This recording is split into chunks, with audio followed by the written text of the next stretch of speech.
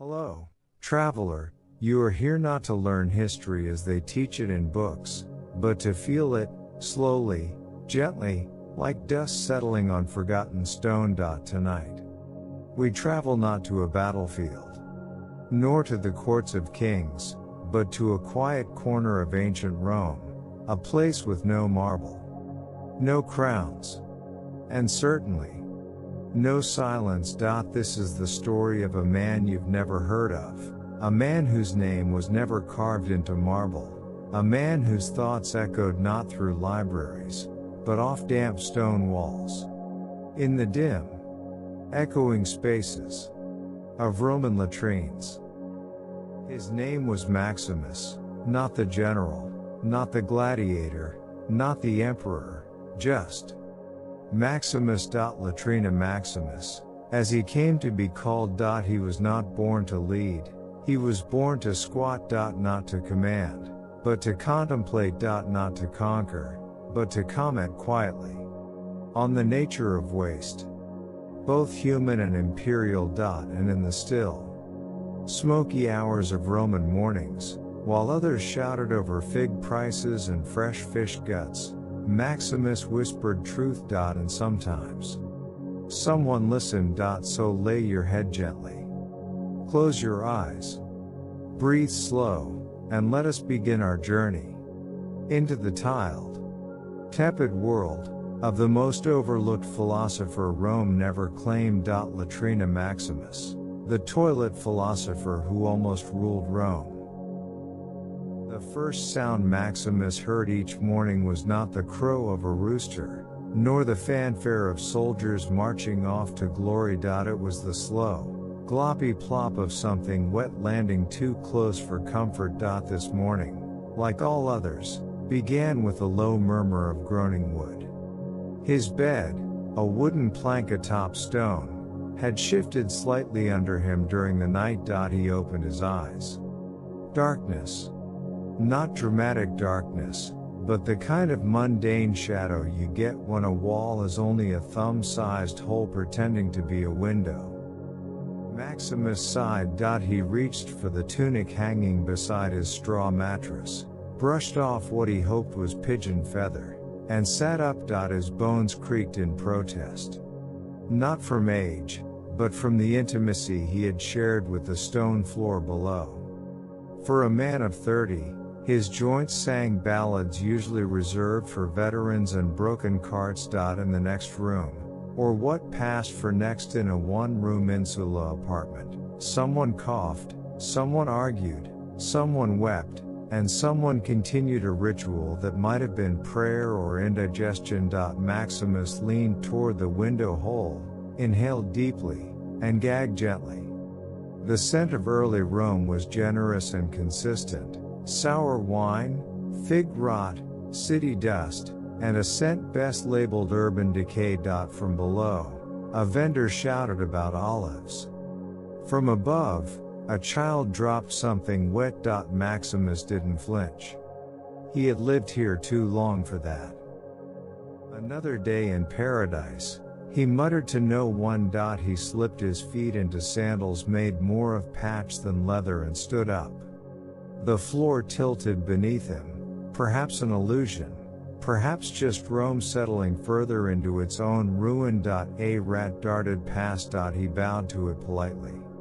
Salve, Lucius, he whispered. Maximus did not fear mornings. He respected them as cruel, relentless things. But he had a ritual, and rituals were Rome's second god. Step 1. Stand still and survive the dizziness. Step 2. Stretch exactly once. Step 3. Curse softly into the chamber pot. Step 4. Begin the day, for better or for Rome. With a quiet grunt, he picked up the pot, his most loyal companion, and moved toward the stairwell, careful not to wake the wall lice. Another day awaited, and Maximus, philosopher of filth, would greet it in his own slow way. As he descended the crooked stairs, the building creaked back. It too was waking up. or protesting its continued existence. Maximus took a breath, clutched the pot to his chest like a fragile hope, and began to hum. Low, slow, purposefully off-key. A hymn for a life that asked for nothing more than surviving until dusk. And perhaps, just perhaps, a thought worth remembering might find him today. The streets of Rome were already warm, damp, and vaguely judgmental. Maximus stood at the mouth of the alley, chamber pot in hand, facing the street like a soldier surveying a battlefield. Except the battle was mostly against smell, slipperiness, and the rare but feared pigeon ambush. He made the pilgrimage every morning, as did countless others, marching toward the nearest latrina, Rome's communal toilet, and also its unofficial Senate of the poor. The latrina was already half full. Not of water, heaven forbid, but of people. Tired people. Loud people. People who had accepted that dignity had long ago slipped into the gutter. Maximus took his place on the cool stone slab, carefully ignoring the man beside him who was mid-poetry, mid-business, or perhaps both. Opposite him, an older woman fed pigeons while relieving herself. Maximus admired her efficiency. He stared ahead. The wall bore graffiti. Sextus owes me 4 denarii. Julia is faster than Mercury. The sponge smells worse on Wednesdays. Maximus nodded. True wisdom was carved where the marble feared to go. He reached for the tersorium, the infamous communal sponge on a stick, resting in its vinegar bath like a half-forgotten relic of shared suffering. He held it delicately, like a sacred scroll. We are all the same, he whispered, in the moment of sponge. The man beside him groaned.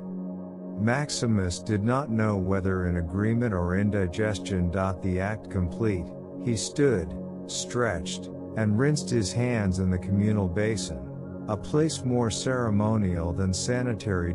He watched the water spiral away and thought about time. About waste. About emperors who also did this once. No throne is so high, he muttered, that it need not be flushed. He walked slowly out, lighter in body, heavier in thought. The sun was rising, and Maximus knew his day was just beginning. And Rome was waiting to challenge his patience again. The marketplace of Subura buzzed with the laziness of mid-morning. Maximus strolled in with his hands behind his back, pockets empty, stomach humming quietly in rebellion. He passed stalls of olives, onions, and questionable fish, each vendor yelling as if decibels could convert the poor into customers. Maximus, philosopher of the broken tiled path, was not here to buy. He was here to observe, to chew slowly on bread crusts and existential dread. A kind woman tossed him the hardened edge of a loaf. For your thoughts, she smiled. He bowed. They're stale too, he replied, taking a careful bite. He sat on a sun-warmed stone and watched. Rome moved not with purpose, but with inertia.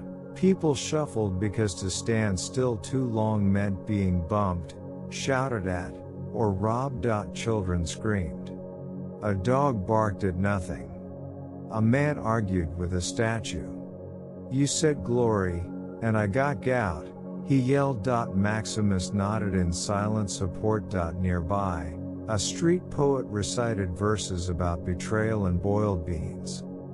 Few listened, but Maximus did. He respected anyone who spoke the truth out loud, even if it rhymed poorly. He glanced at the piece of bread in his hand. Crumbs clung to his robe like his thoughts clung to his mind, loosely, shakily, and destined to be brushed away. He sighed. Bread is like hope, he mumbled, chewed more out of habit than hunger. A child ran past and stole the rest from his hand. Maximus didn't chase. He only raised a finger skyward, Slowly, like a philosopher granting permission to fate. The market pulsed. It reeked of life. And Maximus, with no denarii, no destination, and a stomach that now echoed slightly, stood up. His thoughts were not worth much. But they were his.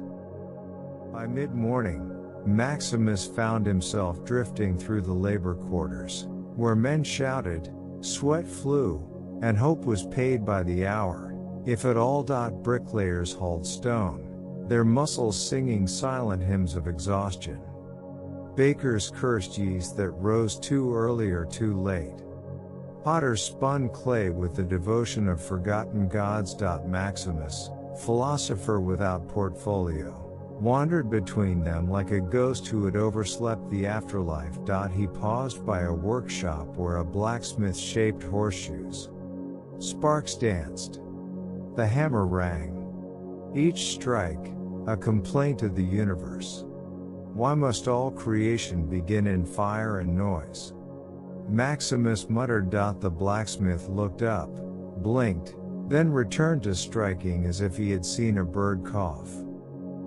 Maximus, philosopher without portfolio, wandered between them like a ghost who had overslept the afterlife. He paused by a workshop where a blacksmith shaped horseshoes. Sparks danced. The hammer rang. Each strike, a complaint of the universe. Why must all creation begin in fire and noise? Maximus muttered. The blacksmith looked up, blinked, then returned to striking as if he had seen a bird cough. Next, he passed a public scribe, ink-stained and squinting, composing love letters for those too poor to write but too desperate not to say something foolish. Maximus read one aloud. To my dearest Lucia, your hair is like imported wheat and your breath like amphora-aged vinegar. He smiled. A romance seasoned like salad. He continued on. In a tiny alley, a cobbler adjusted a sandal for a limping customer. Maximus watched the exchange with reverence. In this moment, he whispered, man remakes the world, soul by soul. A passing merchant scoffed, dropping a crate of beans. You've got poetry but no pouch. That pays nothing, latrine whisperer. Maximus bowed. True. But my pouch is light, and my soul, lighter still. The man spat and walked off. Maximus lingered a moment longer in the alley, watching workers bind sandals, etch copper, and scold apprentices. Each man here bent his back to earn bread, to buy time, to pay for dreams slowly fading. But Maximus worked differently. He labored and thought. He hammered out silence. He stitched meaning between hours. And though no denarius came of it, still, he toiled. Still, he stayed. Maximus wandered deeper into the heart of the city, down the street of lead, a narrow, twisting corridor of crumbling walls and forgotten corners. It was called the street of lead not because it was built of the heavy metal, but because it bore the weight of stories no one cared to remember. The walls were covered with faded murals and smeared whispers. Windows blinked like tired eyes. Shadows moved, but no one ever admitted seeing them. He passed a fountain that no longer sang. Water trickled like a hesitant thought, its basin chipped and mossy. A beggar sat beside it, not asking, just watching. Maximus nodded. Today, we drink from the silence, he said. The beggar didn't reply. Silence, after all, was best shared without disturbance. As he continued, the air grew heavier. Somewhere nearby, someone was cooking something indecipherable. Spices clashed. Maximus inhaled, choked, and kept walking. The street narrowed. A man sold scrolls of dubious authorship. Plato's Lost Thoughts, one read. Another claimed to be Cicero's laundry list. Maximus picked one up. On the virtue of socks. He smiled. Truth, even in jest, had a place. Children played in the dust, drawing gods with sticks. A woman argued with her parrot, which insulted her grammar. A cat stared at nothing with tremendous focus. Maximus stopped at a corner and leaned against a wall. This was Rome at its least presentable. Not the city of marble and senators, but of cracked stone and muttered dreams. He felt at home here. Not because it welcomed him, but because it didn't notice him at all. Invisibility was a form of peace. He crouched beside a gutter and watched water trace its slow path through filth and pebble. Even the dirtiest stream flows, he whispered, and every path, no matter how foul, leads somewhere. Then he stood, adjusted his robe, and turned left into nowhere. For a man without destination, all directions were sacred. Latrina Maximus, the toilet philosopher who almost ruled Rome. By midday, the sun had peeled the gentleness from the sky. Rome sweated. Maximus shuffled toward the baths, those communal sanctuaries where cleanliness, conversation, and contemplation mingled like oils in tepid water. The baths were vast, echoing caverns of steam and stone, where senators and slaves alike stripped down to their essential selves. He entered the changing room and disrobed with the indifference of routine. His body, pale and lean, bore the quiet marks of time, a scar on the shin from slipping on soap, a tan line that never moved. Inside, water greeted him like memory, warm, heavy, inevitable. He slid in. Steam curled around him, whispering secrets from centuries past. Men murmured, splashed, sighed. The pool was a womb of forgetting. Near the far wall, the infamous sponge on a stick awaited. This one, unlike its latrina cousin, was ceremonial. Few touched it. All respected it. It sat in its vinegar chalice like a priest awaiting confessions. Maximus nodded at it solemnly.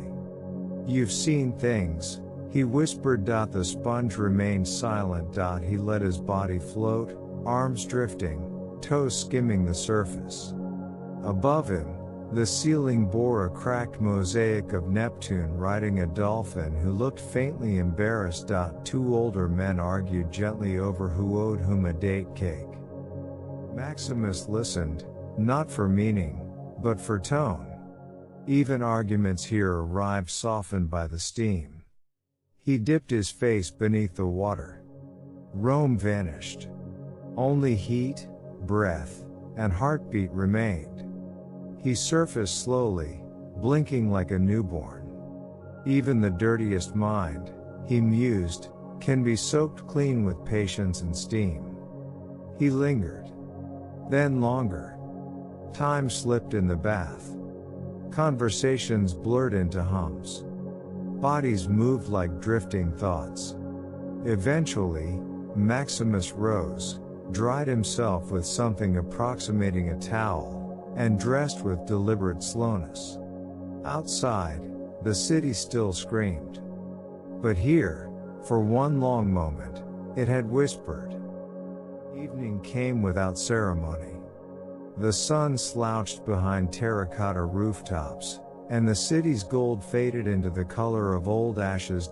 Maximus sat alone in a corner of a crumbling courtyard, a slab of cold stone his dining companion. In his hands, a bowl of lentils. Lukewarm.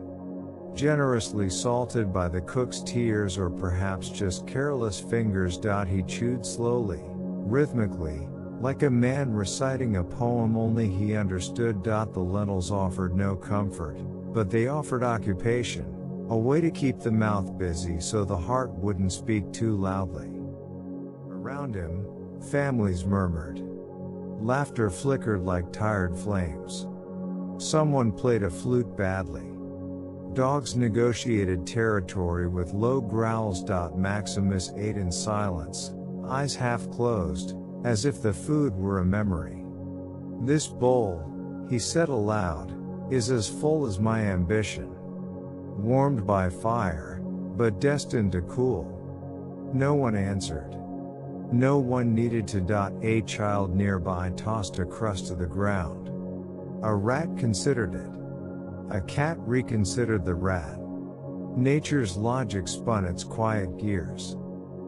He finished his meal and placed the empty bowl beside him like an offering to the evening. Above, stars bled gently into the sky, soft as bruises. Maximus leaned back against the wall and closed his eyes for a moment. He wasn't tired, just paused. Like a scroll halfway unrolled. In his mind, thoughts circled. Is this it? Is there more? Or is the sound of one's own chewing enough to call life complete? The answer didn't come. But the breeze did. It passed through the courtyard like a sigh. And Maximus, full of lentils and questions, sighed back. Night settled over Rome like a thick woolen cloak, itchy and inescapable. The torches flickered along alleyways, casting long shadows that trembled with each gust of wind. Windows closed like eyelids. Conversations faded into mutters. And Maximus lingered. He walked slowly, with no aim. The city, so loud by day, now murmured secrets through cracks in its stone skin. He passed shuttered taverns and sleeping vendors curled beside their wares. The air tasted of burnt oil and overripe figs. In a narrow lane, he found a bench. Cracked, crooked, but empty. He sat. And waited. Not for anyone. Just for the silence to find him again. Above, stars blinked in ancient patterns. Below, rats resumed their congress of the forgotten. Maximus rubbed his hands together slowly. The warmth was mild, the motion habitual. His breath made brief ghosts in the air. He whispered, not to be heard, but to be real. Every empire ends. But a quiet night lingers longer than glory. A door creaked somewhere.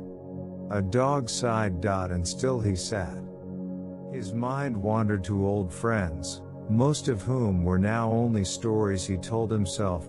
He remembered a man who tried to sell philosophy wrapped in olive leaves.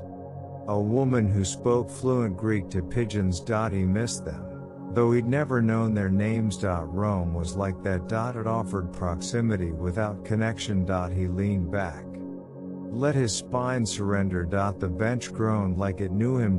Maximus closed his eyes. And for a moment, he forgot whether he was a man or simply a thought. The city had one night. The city was asleep. Even the stones seemed to exhale. Maximus lay curled on his straw mat, the night whispering lullabies through a cracked window. He stared at the ceiling. Not searching, just seeing. The day had passed, as all days do, slowly, quietly, meaningfully. If you squint. His muscles ached from thinking, his heart from remembering. He shifted under the threadbare blanket. It smelled faintly of olives and old philosophy. Outside, a distant fountain trickled like a memory trying not to be forgotten. Maximus blinked once. Twice. Then let his eyes stay closed. He thought about the sponge. About the woman feeding pigeons while contemplating mortality. About the child who stole his bread and the rat who judged him for it. About the bath's warm hush and the cold bowl of lentils. He thought about Rome, not as a place, but as a noise. A hum that continued whether you sang with it or not. Perhaps, he whispered, the point is not to matter, but to murmur quietly, as Rome sleeps. He turned on his side. The straw creaked like a tired thought. And just before sleep claimed him, he smiled. Because in a city of marble, noise, and men who shouted to be remembered, he had lived a day worth forgetting. The day ends, but not the whispers. Tomorrow, Maximus may think again. Perhaps you'll join him. But for now, let silence carry you.